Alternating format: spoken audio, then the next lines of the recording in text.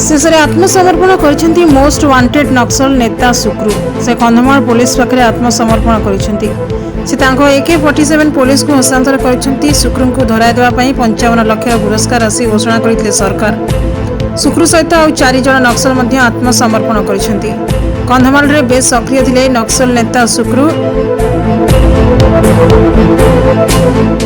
8th company नारे नुआ संगठन चलाइथिला सुक्रू। आत्मसमर्पण पई तांको आह्वान देइथिला ओडिशा पुलिस।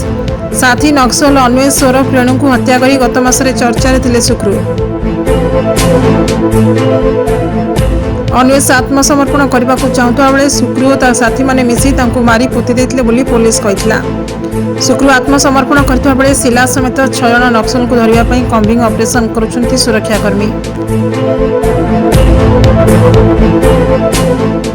कंधमाल गंजाम गजपति सीमांत रे जोरदार कम्बिंग चली। मार्च 31 सुधा देश को नक्सल मुक्त करने को धार्य होइछि डेडलाइन। सुक्रू को सरेंडर पर एंटी एडीजी संजीव पंडा कहते सुक्रू नारे 55 लाख पुरस्कार बाबद अर्थ ताकू दियाजिबो। एथिसह सरकार पक्षर घोषित अन्य सुविधा सब पाइबे। या सहित से कहते जे वर्तमान राज्य में नक्सलों संख्या सिंगल डिजिट को खसी जाइछि।